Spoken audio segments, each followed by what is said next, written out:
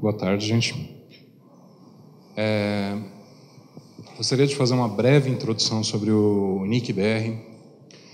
Nós somos uma instituição privada, sem fins de lucro, que é ligada ao Comitê Gestor da Internet no Brasil. Então, muita gente conhece o Registro BR, que é responsável pelo registro de domínios, é um dos nossos departamentos. Os registros de domínios são cobrados, né? Custam hoje R$30 por ano que vem vai ter um pequeno reajuste. É a nossa fonte de receita. A receita que é arrecadada com os domínios, ela acaba sendo reaplicada na internet em diversos projetos. Então, a gente tem, por exemplo, uma equipe que cuida de segurança, que é o CERT-BR, uma equipe que levanta dados sobre o uso da internet no Brasil, que é o CETIC, tem uma equipe de projetos que faz, por exemplo, medições de qualidade na internet, entre outros, cursos de formação para provedores, que é o CEPTRO. Tem os PTTs, os Internet Exchanges, que são um dos assuntos que eu vou abordar, e duas equipes aí que tratam de web, né? E nós somos ligados ao Comitê Gestor. O Comitê Gestor da Internet é uma espécie de conselho multi-stakeholder, formado tanto por membros do governo quanto da sociedade civil, que funcionam como uma espécie de conselho consultivo para o governo e tem algumas atribuições no sentido de definir rumos para a internet aqui no Brasil. Então, a gente tem a Anatel regulando a camada de telecomunicações. Internet é algo que não é regulado, a gente tem o Comitê Gestor da Internet atuando aí nesse nível. Bom, vamos entrar no assunto aqui, AS, PTT, CDNs, as sopas de letrinhas aí, e o que isso representa para os provedores de internet, principalmente. Eu não sei se vocês são provedores de internet ou não. Eu vou basicamente falar de alguns conceitos aqui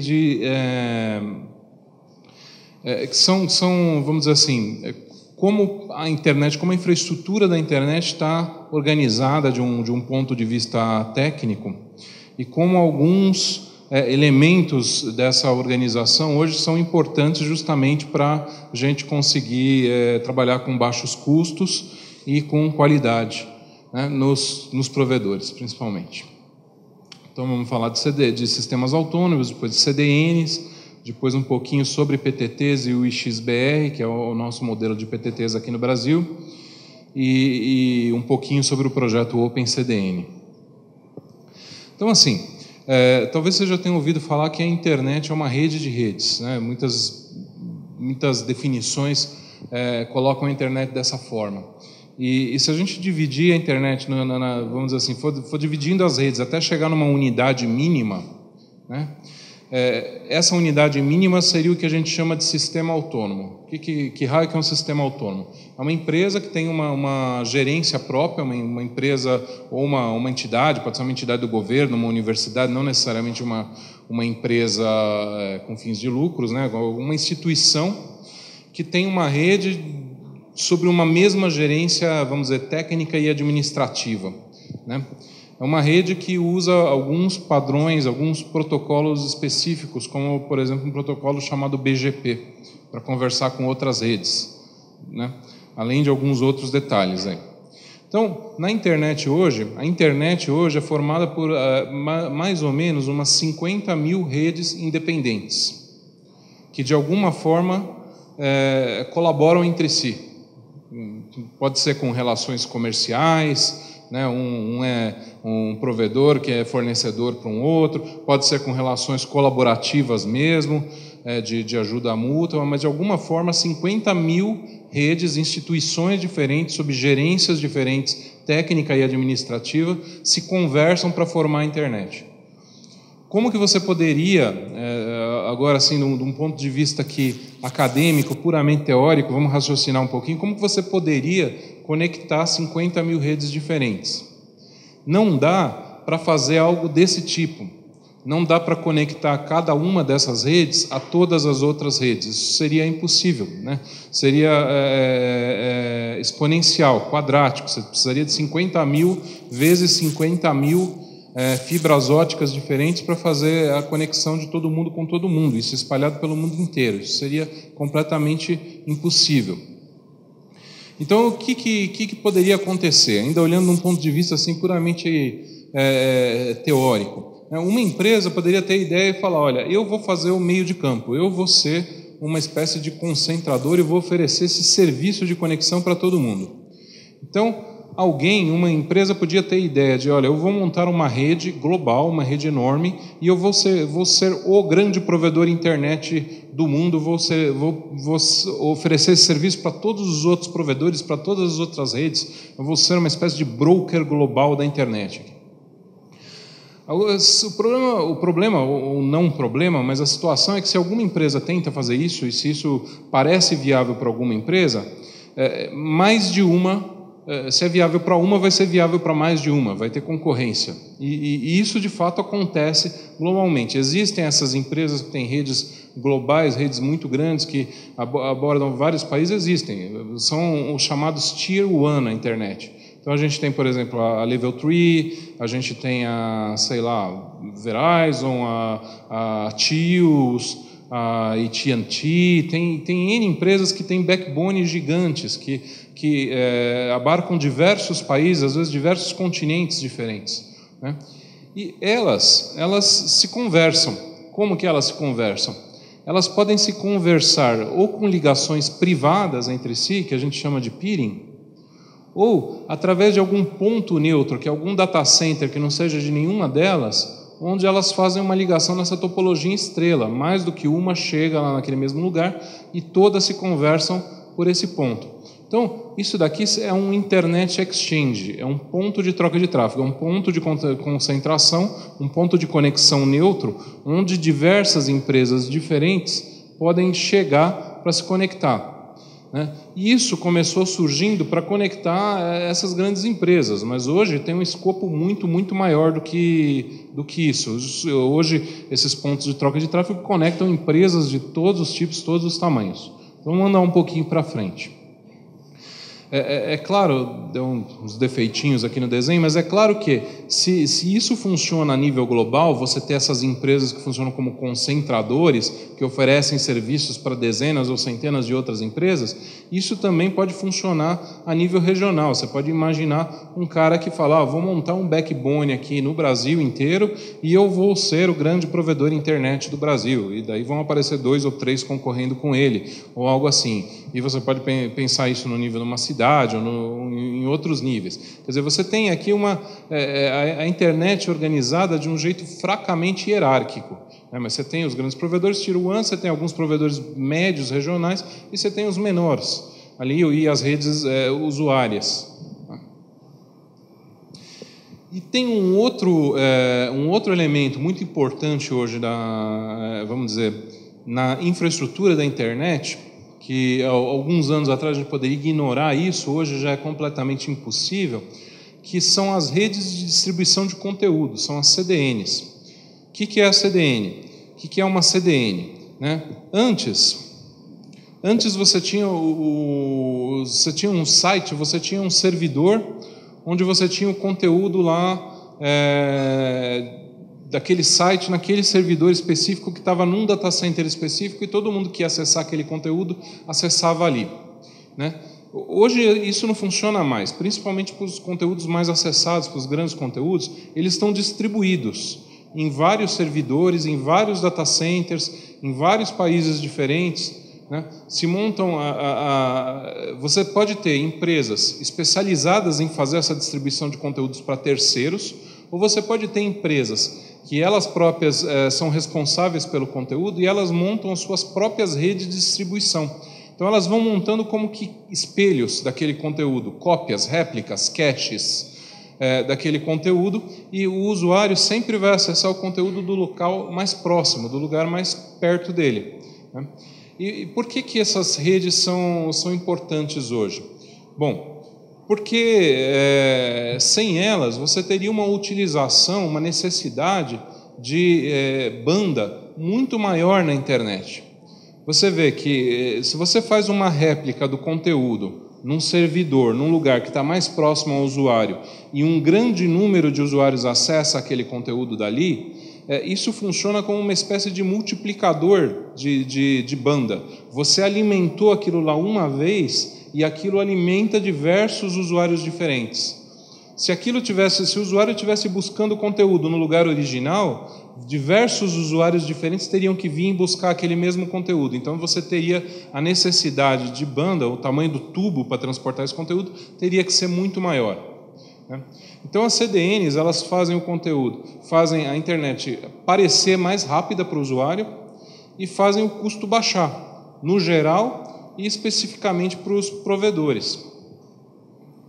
Então, olha, isso daqui a gente pode considerar como uma visão aqui de arquitetura da internet hoje aproximada, né? Então é uma rede de redes.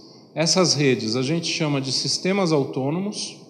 Sistemas autônomos, então, são redes que têm uma administração comum, técnica e jurídica, digamos assim, e que conversam, do ponto de vista técnico, alguns protocolos específicos aqui na internet, são umas 50 mil diferentes, mas elas têm de vários tipos, têm de vários tamanhos. Tem algumas que oferecem backbones grandes, tem outras que oferecem backbones médios, tem outras que são redes de usuários finais, oferecem conexões para usuários finais. E você tem as redes de distribuição de conteúdo, por exemplo, a Akamai, Google, Netflix.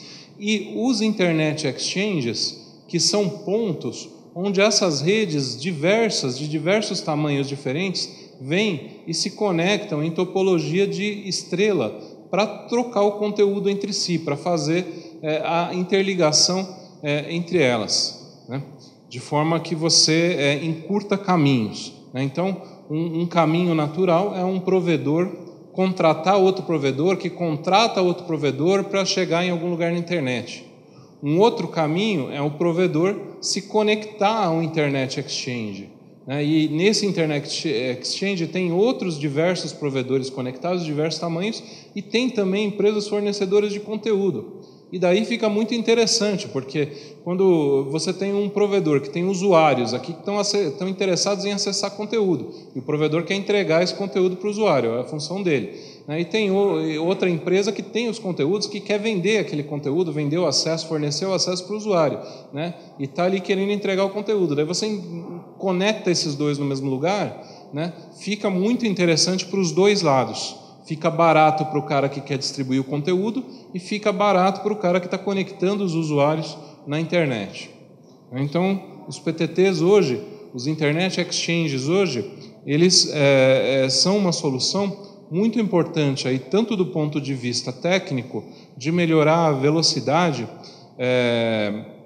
a resiliência, como também para melhorar o custo. Então, falando um pouquinho mais especificamente sobre as CDNs, né? Isso aqui eu já comentei, que os conteúdos não ficam mais centralizados, mas eles ficam espalhados, né? E você pode ter empresas que fazem isso com uma estrutura própria ou por meio de empresas especializadas. Isso melhora a experiência do usuário, fornece proteção contra alguns tipos de ataque, alguns DDoS. Como o conteúdo está distribuído, fica mais fácil fazer a mitigação. E daí, basicamente, a gente tem as empresas de CDN, sejam elas empresas que oferecem serviço para terceiros, ou sejam redes próprias do pessoal que tem conteúdo, a gente vê eles trabalhando em dois modelos diferentes. Tem um modelo que é o seguinte: a própria CDN chega numa determinada localidade, numa determinada cidade, por exemplo, em São Paulo, vai lá, aluga um data center, aluga vários racks e monta uma estrutura própria, contrata os links, põe lá seus servidores, né, e fala: pessoal, provedores de internet, minha estrutura está aqui, se vocês quiserem buscar o conteúdo, eu estou aqui nesse data center.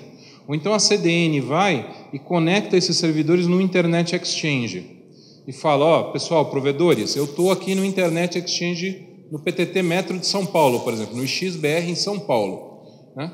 E daí os provedores que querem ir lá vão buscar esse conteúdo, se conectam também no XBR em São Paulo e vão buscar esse conteúdo. Então, por exemplo, no XBR aqui em São Paulo, a gente tem o Google, tem o Netflix, tem a Akamai, tem a Microsoft, tem o Facebook, tem a Globo.com, tem diversas CDNs, redes de distribuição de conteúdos diferentes conectadas no PTT, no Internet Exchange, né?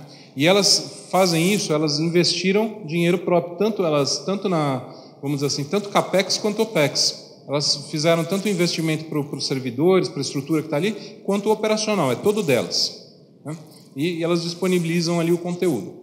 O outro modelo é o seguinte, quando que é interessante esse modelo que a gente chama de Bring Home? Foi o primeiro modelo que eu coloquei. É interessante quando você tem uma concentração de provedores, por exemplo, de empresas diferentes numa mesma localidade. Aí fica interessante para a empresa de conteúdo montar esse modelo. Numa cidade, por exemplo, que você não tem uma concentração grande de provedores ou algo assim, essas empresas usam um outro modelo que a literatura chama de Enter Deep. O que é? Essa empresa ela monta uma estrutura que está dentro da própria infraestrutura do provedor. Então, geralmente isso vale para provedores de um certo tamanho, provedores médios e grandes. Pega uma cidade então do interior ou uma localidade fora dos grandes centros, tal. O que essas empresas fazem? Elas colocam os caches dentro da infraestrutura do provedor.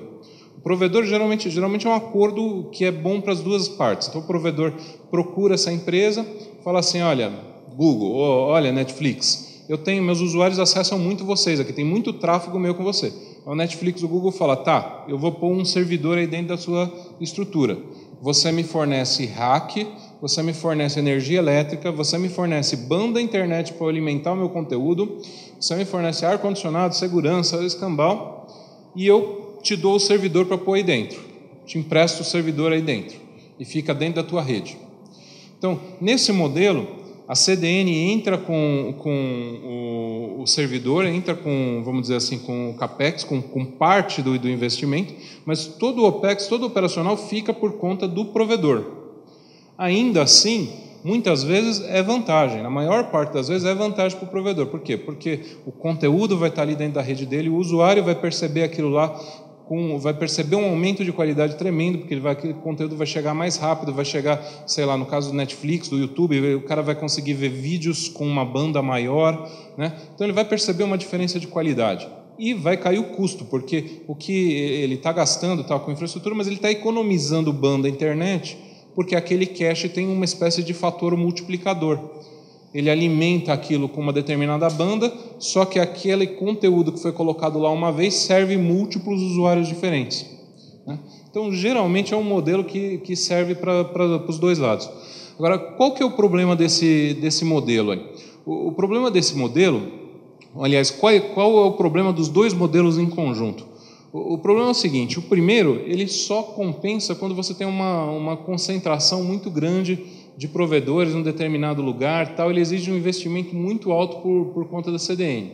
O segundo, ele não atinge provedores pequenos. Então, por exemplo, o Facebook, para colocar um cache desse dentro de uma rede, ele exige que o cara tenha 5 GB de tráfego, mas às vezes o provedor está longe, às vezes o provedor está na Paraíba, às vezes o provedor está em Manaus, às vezes o provedor está em outro lugar. E no Internet Exchange lá, esses caras não estão, porque tem uma concentração pequena de provedores.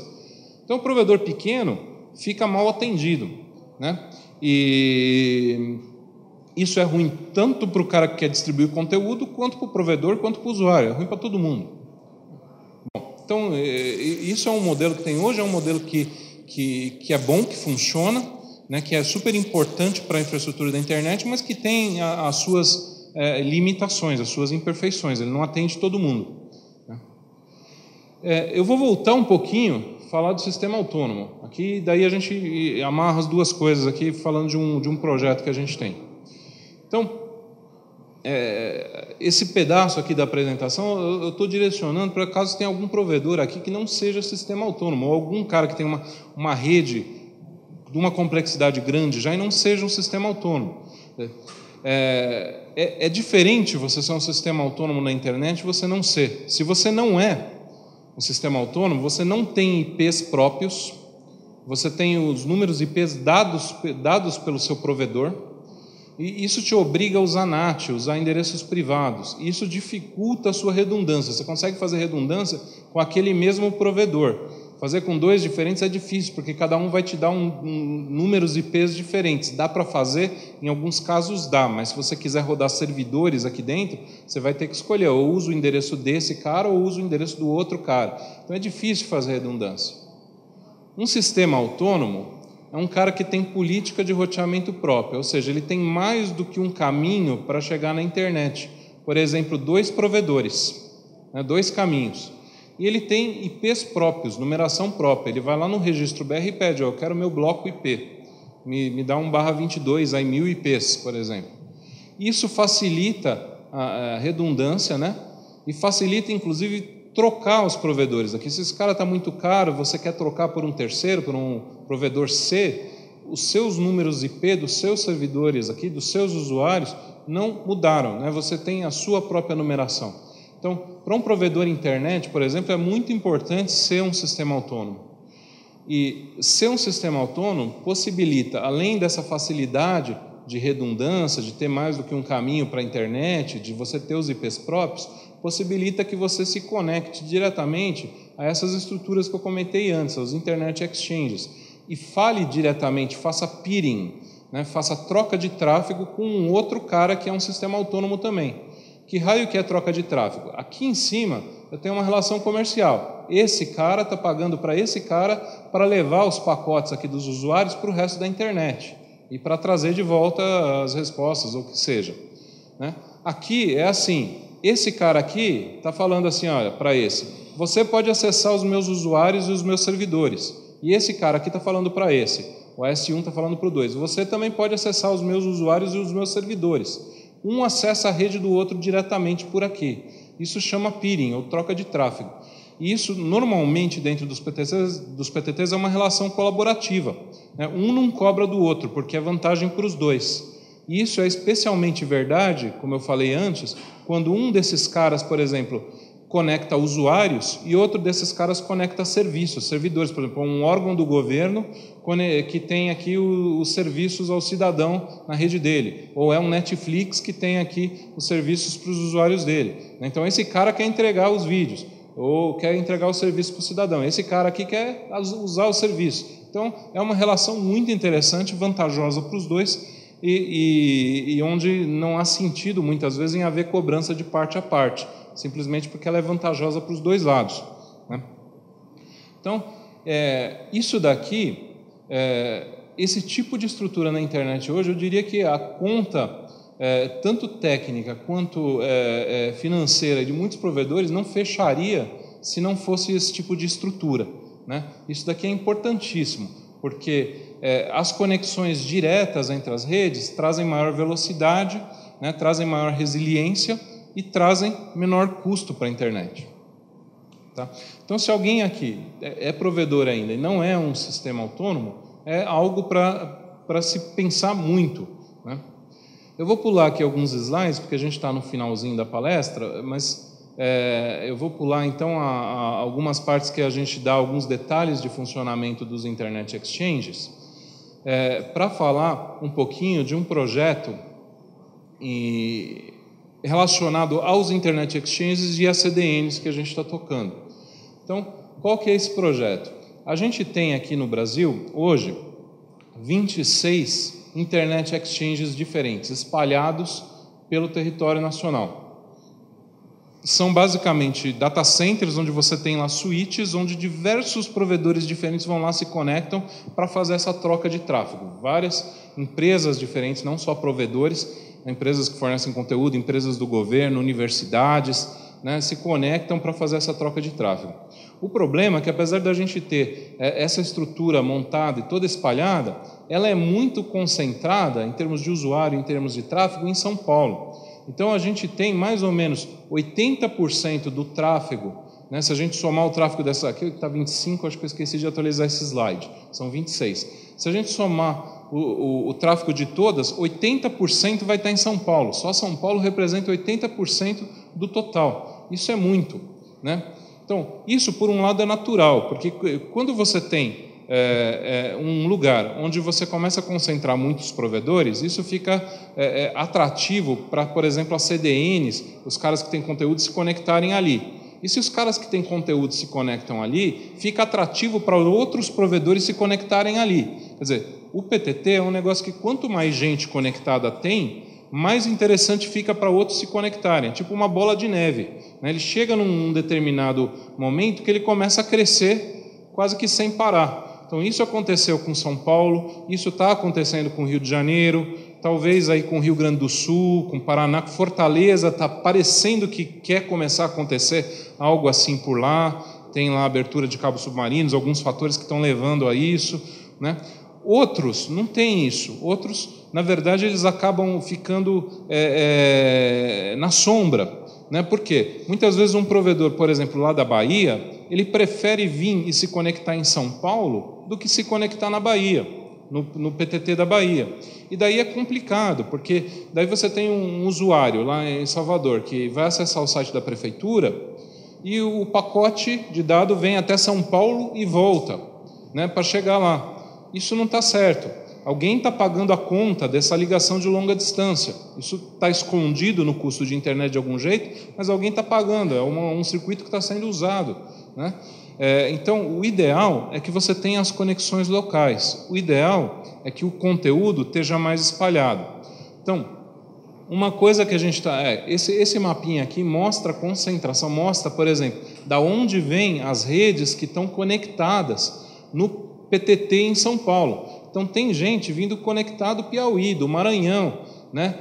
Do Mato Grosso, de sei lá de onde, do exterior. Do exterior tudo bem, geralmente são os provedores de conteúdo, tal. Mas tem gente vindo conectar de fora da região norte aqui, né? De praticamente todo o Brasil se conectar em São Paulo. Isso tem um lado bom, mas tem um lado ruim, né? Então, a gente está lançando um projeto novo, a gente vem falando dele desde o finalzinho do ano passado, começo desse ano. A gente está tentando tirar ele do papel e ele vai sair do papel agora em Salvador, né? O nosso piloto vai ser lá em Salvador, as coisas estão bastante bem encaminhadas ainda, talvez ele entre em funcionamento ainda até o final do ano, se não mais tardar no comecinho do ano que vem. Que é o quê? OpenCDN, a gente está chamando de OpenCDN, não é uma CDN nova, a gente não está montando uma CDN nova, apesar do nome sugerir às vezes isso. É simplesmente um projeto para trazer condições das CDN já existentes, instalarem o seu cache num modelo compartilhado de uso. Muitas vezes os provedores pequenos já fazem isso por conta própria, juntam, um provedor é pequeno demais, não tem lá os 800 mega que o Netflix quer para mandar um servidor. Então ele junta com o vizinho, com o cara da cidade vizinha, com o concorrente dele, com outro, junta 5 provedores ali, e os 5 junto tem o tamanho necessário para o Netflix mandar o servidor. Então eles vão lá, bate na porta do Netflix junto, lá chama lá o cara fala, se você colocar o provedor aqui, o servidor nesse data center, vai atender esses 5 provedores. Você topa? Aí o Netflix vai lá e topa. Então a gente já viu esse arranjo funcionar várias vezes. Por exemplo, um lugar onde está funcionando razoavelmente bem isso é com o pessoal da ANID, né? Lá em Campina Grande, no PTT de Campina Grande. Eles estão fazendo um arranjo parecido com esse. A gente já viu funcionar de diversas formas diferentes em diversos lugares. Só que a gente já percebeu também que esses arranjos, às vezes, eles não são duradouros. Às vezes, um desses caras que montou esse arranjo cresce um pouco mais que os outros e acaba ficando desinteressante para ele manter esse compartilhamento. E ele acaba usando esse cache só para si e os outros ficam excluídos. Então, o que a gente está tentando fazer com o CDN, com o OpenCDN, é criar condições para arranjos desse tipo mais perenes. Como vai fazer isso? O NIC-BR funciona como um intermediário. O NIC-BR vai na localidade, por exemplo, em Salvador, contratar um data center, contratar banda internet enlace até São Paulo, até o PTT de São Paulo, para alimentar os caches. E a gente vai negociar com o pessoal dos caches. Então, a gente vai montar uma rede como se fosse um pequeno provedor conectado, por exemplo, no PTT de Salvador, no XBR em Salvador. A gente coloca os caches dentro dessa nossa rede no data center que a gente alugou. Os provedores que quiserem participar, as empresas, os AS que estão conectados lá no PTT de Salvador, que quiserem participar, vão compartilhar os custos. Não vai ser um projeto como o PTT financiado a fundo perdido pelo NIC-BR. O NIC-BR, no caso do PTT, A gente pega o dinheiro do registro BR e coloca no PTT, compra os equipamentos, paga a operação. Com o OpenCDN a gente não tem condição de fazer isso. Vai ser um projeto que vai ter um custo para ser usado pelos provedores. Mas vai ser um custo baixo, porque ainda assim é um projeto sem fins de lucro e que tem simplesmente a função aí de fazer os caches serem compartilhados. A gente enxerga isso como basicamente um terceiro modelo aqui, que ele tem algumas características do modelo onde a própria CDN monta a estrutura e algumas características do modelo onde os caches estão dentro da estrutura dos provedores. Então, para a CDN, é esse modelo aqui, porque ela está mandando o cache para ficar dentro da estrutura de um provedor, que vai ser, no caso, o NIC-BR. Só que, para os usuários, vai ser mais parecido com esse, porque é um cache que está sendo compartilhado por diversos provedores diferentes. Eles vão lá no PTT e vão buscar esse conteúdo lá, compartilhando alguns custos. Tá bom? Então, era isso daí que eu tinha para falar para vocês hoje aí. Tá bom? Agradeço a atenção de todos.